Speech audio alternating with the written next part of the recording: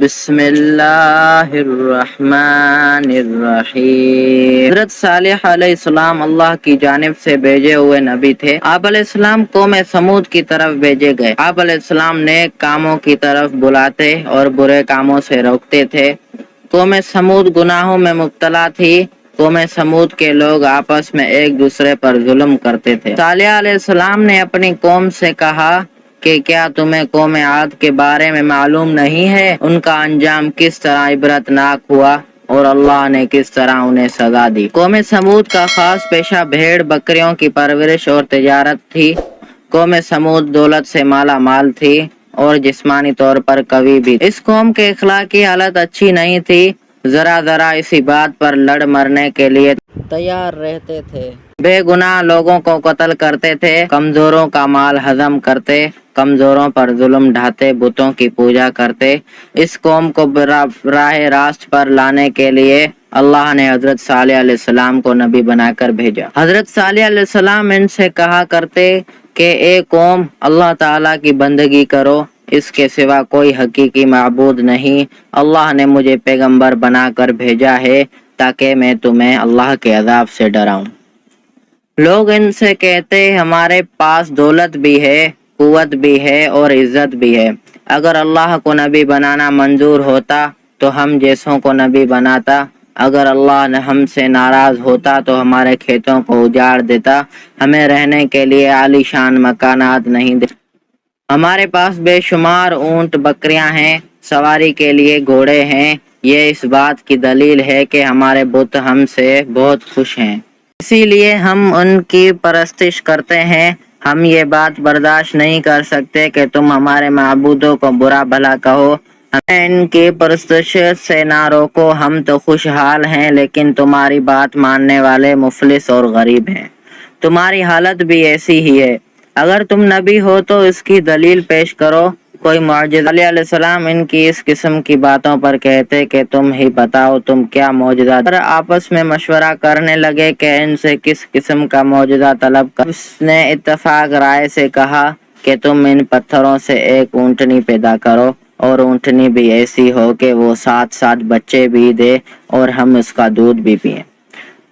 حضرت صالح علیہ السلام نے اللہ سے دعا کی، جلد ہی دعا قبول ہوئی۔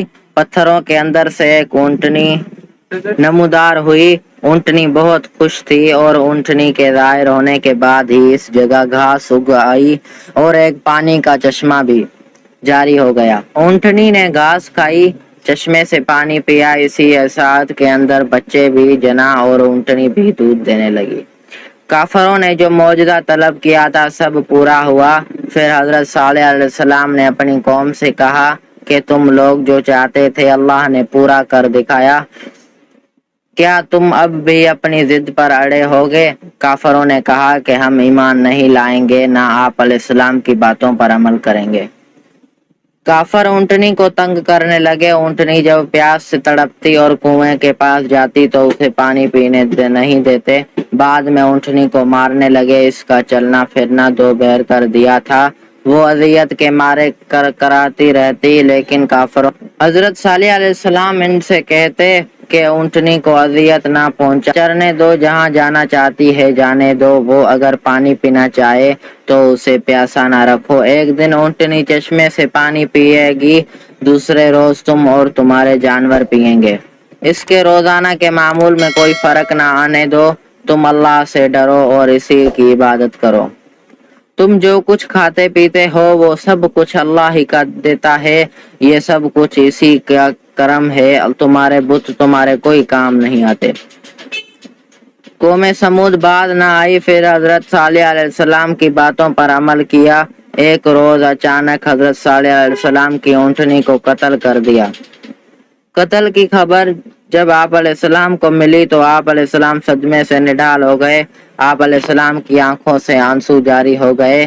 پھر آپ علیہ السلام نے اپنی قوم سے فرمایا، ان قریب تم پر اللہ کا عذاب آنے والا ہے، تم اس عذاب سے نہ بچ سکو گے۔ اس کے بعد ہی آسمان پر بادل گرجنے لگے، پھر بجلی چمکی۔ اس کڑک اور گرج کی آواز سے پوری قوم ہلاک ہو گئی۔ جو لوگ آپ علیہ السلام پر ایمان لائے تھے اللہ نے انہیں بچا لیا۔ جو لوگ اس تباہی سے بچ گئے وہ عرب کے مختلف علاقوں میں آباد ہو گئے۔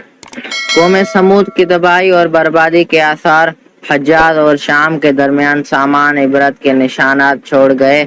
غزوہ تبوک کے بعد جب اسلامی لشکر تباہ شدہ آبادی سے گزر رہا تھا تو انہیں پانی کی ضرورت پڑ گئی۔